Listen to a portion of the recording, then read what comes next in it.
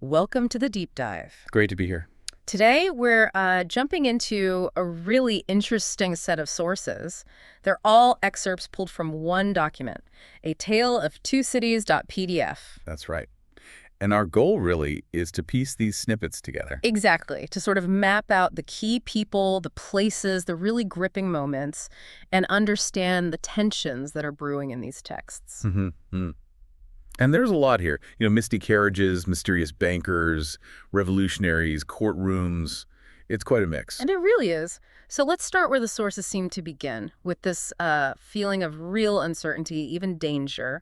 We're on the Dover mail coach. Yeah, shrouded in mist. It's incredibly atmospheric. And the details are striking, aren't they? Passengers hiding valuables in their boots, Uh-huh. the guard armed with a blunderbuss, pistols, even tools. It feels very guarded from the outset. It really does. It tells you immediately this isn't a safe, predictable world you're entering. Everything feels, well, secretive. Even that overheard conversation is so cryptic. Did you hear the message? I did, Joe. What did you make of it? Nothing at all, Joe. Just nothing. Exactly. It's loaded with something unspoken, isn't it? Like there are hidden currents, things most people aren't aware of. The source is basically saying, pay attention. Things aren't simple here. Nothing at all. What a line to start with. Okay, so from there, the sources shift focus a bit, and we meet Mr. Lorry at breakfast. Mr. Larry. And the description of him is so specific. Hands on his knees, the loud watch, the neat wig, those stockings he seems proud of. What does this tell us about him? Well, it paints a picture of extreme orderliness, doesn't it? Methodical. He's got this habitually suppressed face, the source says, but bright eyes. Right. Suggests something going on underneath? Maybe. Yeah. And the key thing is his connection to Tellson's bank. The source called the clerks there confidential bachelor clerks. Dealing with secondhand cares. I found that phrase interesting. It is. It implies a life spent managing other people's secrets, their burdens. His professional life seems to define him much more than any personal life. Order, structure, business, that's his world. And then, bam, the contrast. Right after Mr. Lorry's neat little world, the sources show us London's grim side. Newgate Prison, the Old Bailey. Yeah, it's stark. Vile place, dire diseases, deadly inn-yard. The language is brutal. No kidding. It really grounds you in this harsh reality. The pillory, the whipping post, the trade in blood money. It doesn't hold back. Yeah. And that moment with Jerry Cruncher, overhearing the sentence for treason. Ugh, yes. Horrifying detail. Half hanged, sliced, burned while conscious, quartered. And the guy next to Jerry just shrugs it off, basically. Yeah. They'll find him guilty. Don't you be afraid of that. That casual does. It's chilling. The source is showing us that this incredible violence wasn't just punishment. It was like public entertainment, part of the fabric of life, met with this jaded indifference. And the source calls the Old Bailey a choice illustration of whatever is right. That feels pointed. Oh, absolutely. It's a direct critique, I think, slamming that lazy acceptance of awful conditions just because they exist. It really sets the stage for the injustices that seem to drive everything. But then the narrative pivots again. Right, back to Lorry. Yeah. But a very different kind of errand this time. Yes, he meets Miss Minute, a young English lady. He introduces himself very formally, man of business, business charge. He has to deliver this life-altering news, Yeah. about her father. The French doctor. Right, a customer of Tellson's, a scientific gentleman, a doctor of Beauvais. And Lorry has to break it to her that her father didn't actually die. He suddenly and silently disappeared. Spirited away. And the way it was done is terrifying, using those blank forms for the consignment of anyone to the oblivion of a prison for any length of time. Just vanished on a whim. The power. Exactly, the arbitrary power of the French elite. And Lorry, well, he frames it all as business because he seems deeply uncomfortable with, actual feelings. It's his shield. Which leads to that reunion scene in the garret in Paris. It's powerful, but Lucy's first reaction is fear. I am afraid of him. Yeah, of my father. It's startling, isn't it? It really is. And Laurie's still trying to manage it all. Hey, business, come in.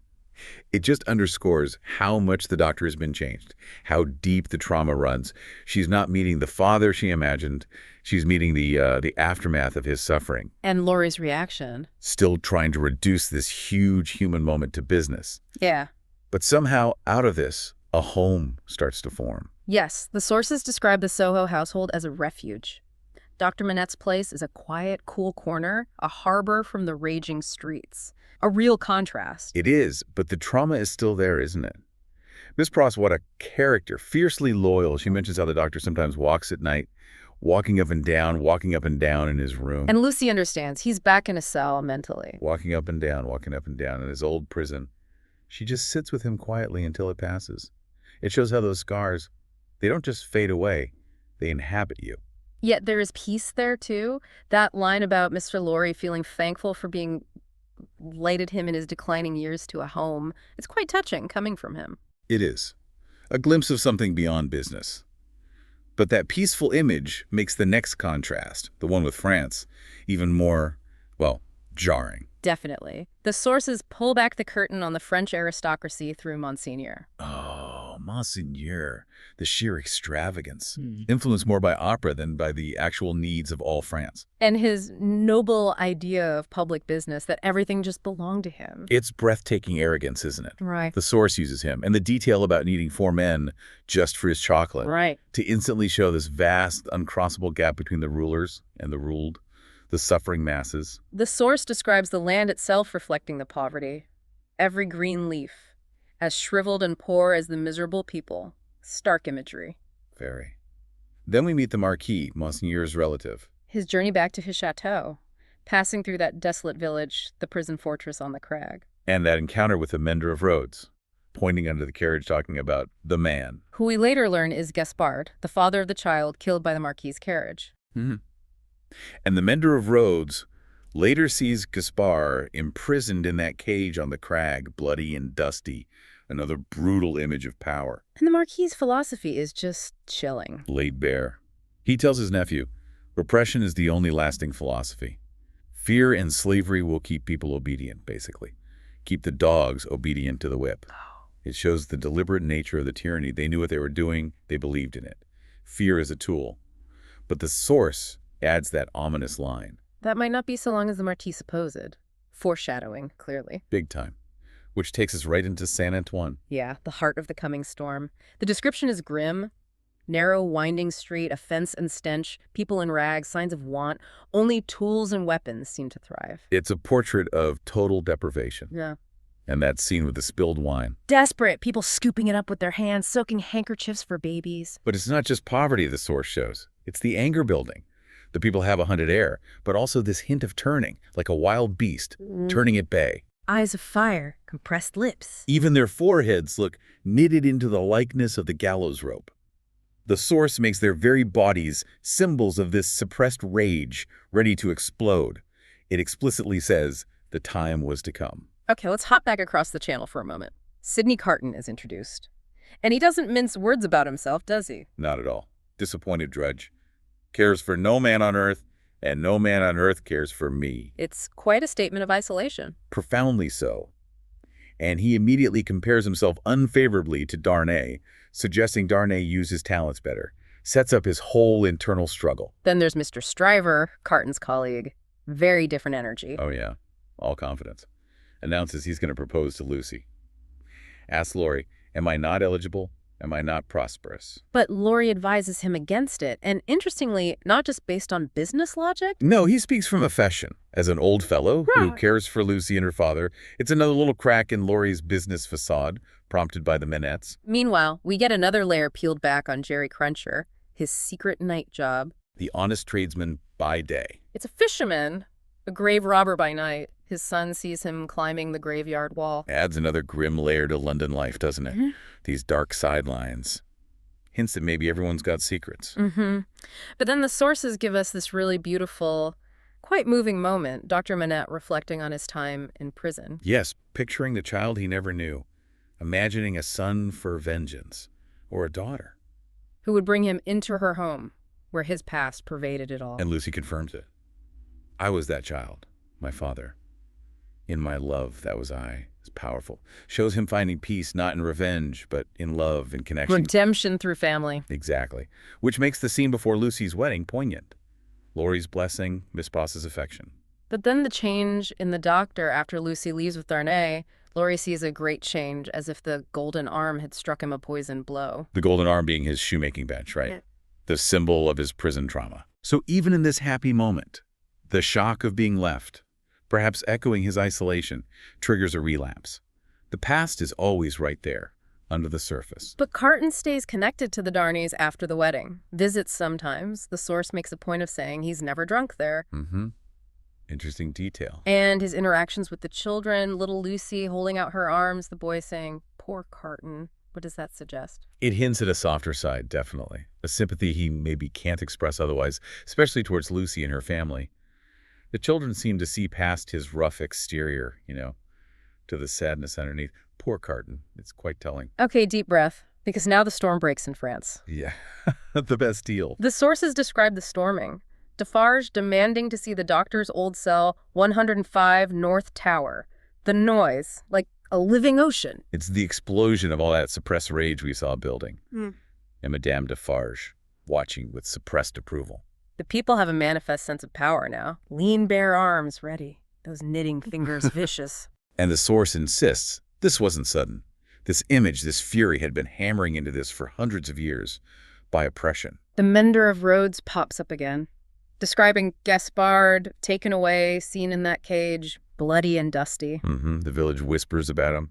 He becomes this martyr figure. And Defarge and the Jacques, their reaction is dark. Defarge declares the chateau and all the race are doomed to destruction, extermination. And Jacques III's rapturous croak, magnificent, it's chilling, shows how suffering is curdled into this absolute violent need for vengeance, total destruction. Even the stone faces on the chateau supposedly change expression. Wow. Then a newcomer arrives at the wine shop, a spy. And Madame Defarge spots him instantly, pins a rose in her hair, a signal. Customers just melt away. The description is very specific. About 40, sallow, aquiline nose bent left, sinister expression. Tries to talk about compassion. Yeah, but it rings false. Then Defarge comes in, and the spy calls him Jacques, trying to fit in. This is Barsad, right? Solomon Pross. Exactly. Miss Pross's brother. His appearance, his fake sympathy, his use of Jacques, it all marked him as slippery, connected to both sides. And Madame Defarge's signal shows how tight-knit and suspicious the revolutionaries are. Her ruthlessness is just stark. Defarge mentions the Marquis's wife having some compassion, and her response. Tell the wind and the fire where to stop, not me. Intense. It's incredible. She's like a force of nature, unstoppable, indiscriminate vengeance. Doesn't matter if someone showed kindness, they're part of the system, so they're condemned. And the English customer, likely Carton, watching her. Thinks about seizing her arm, striking her. A fleeting, violent thought. It shows the intensity of the atmosphere, and maybe hints at Carton's own capacity for action later. Which brings us to autumn 1792. Paris is dangerous. Charles Darnay goes there. And his journey is immediately blocked. Citizen patriots at every town, questioning people, checking papers, making arbitrary decisions. He's identified aristocrat, emigrant, forced to pay for an escort. Here's that decree. His cursed life is not his own. The world's flipped. Aristocracy is now a crime punishable by death. It's arbitrary power again, just in different hands. And he ends up in the conciergerie, in secret, just like Dr. Manette. History repeating itself. Then Lucy and Laurie arrive. They end up near the grindstone. Now national property. Used for sharpening swords, they see men smeared with blood, sharpening. What a scene. It's terrifyingly visceral. The blood, the constant grinding it, conveys the sheer pervasive violence of the terror, a mundane act made horrific. And Lucy's daily vigil outside the prison, addressed as Citizeness, highlights her vulnerability in this deadly place. Then comes the bombshell, Dr. Manette's manuscript, found in his old cell. Cell 105 North Tower. Read at Darnay's second trial. And it's the story that condemns him. Yes. The doctor being called to treat that dying peasant woman and her brother, victims of two nobles. The Evermonds, Darnay's father and uncle. And the brother's dying words, accusing him. They plunder us, outrage us, beat us, kill us. She is my sister. They have had their shameful rights. Pointing at Darnay's father and uncle. The worst of a bad race. So the doctor's own account, written in prison, becomes the voice of the past, condemning the son for the sins of the father. It's incredibly ironic and tragic. Darnay knows it's over, condemned by the millions, but the sources say he finds fortitude. Yeah, finds some comfort knowing others face the same fate unjustly. A quiet strength for his family. He writes letters explaining himself, trying to comfort Lucy and the doctor. Just before the end, though, that crucial encounter, Miss Pross runs into her brother, Solomon. The spy, John Barsad. And Jerry Cruncher is there and recognizes him too. Right. Perfect timing for Carton. Exactly. Carton arrives, confronts Barsad. He knows his spy history. And crucially, he suspects Barsad's old partner, Clay, faked his death. Which Jerry confirms he saw the coffin, just stones and earth. And bingo. Leverage. Carton blackmails Barsad, who's now a turnkey at the conciergerie. Needs access to Darnay's cell. And Barsad, terrified of Madame Defarge, agrees. But the danger isn't just to Darnay anymore, is it? No. Carton reveals Madame Defarge plans to denounce Lucy, the child, even Dr. Manette, use a wood sawyer as a false witness, accuse them of plotting. Which would be fatal for all of them. Absolutely. Yeah. The spy confirms it. The net is closing. So Carton lays out his plan to Laurie with extreme urgency. Yes. Laurie must wait in the carriage, wait for Carton to arrive, take his place, and then straight for England. Wait for nothing else. Laurie seems to get it, grips Carton's hand. Notes he'll have a young and ardent man beside him, acknowledging Carton's transformation, perhaps? I think so. Carton makes him promise solemnly that timing is everything. And then Carton walking alone that night, thinking about, I am the resurrection and the life. Powerful words. From the burial service, it really underscores the sacrifice he's planning. Redemption through death, almost. The sources then show the scene. The 52 condemned prisoners gathering. Darnay among them. Chilling. And as Laurie and Miss Pross escape, they overhear the postilions. Casually counting the day's guillotine tally. 52, a brave number. That horrifying normality of mass death again. And finally, Madame Defarge. She's pursuing them, can't let anyone escape. But Miss Pross stands in her way, determined to protect Lucy. I am a Briton, I am desperate, I'll not leave a handful of that dark hair upon your head if you lay a finger on me. Quite a stand. Fierce. The source leads us right there, with Madame Defarge advancing. What an endpoint for these excerpts. Wow. What a journey through these moments. Hope, terror, revolution, sacrifice. It's all packed in there. It really is. You see individual lives just caught up in these huge historical tides, past secrets blowing up in the present. And the lengths people go to for those they love, it's extraordinary. From the quiet struggle with trauma, like Dr. Manette's, to the roar of the crowd storming the Bastille and Carton's quiet decision, these snippets give you such intense flashes of a world on the edge. Teetering between despair and this fierce, sometimes terrifying passion. So here's something to think about, maybe. In a world where people can shrug and say whatever is right, even when faced with terrible things, what does it really take for someone to reject that, to choose a different path, one that might demand everything from them? Yeah. What does it take to defy fate, or at least defy the easy path? Something to ponder until our next deep dive.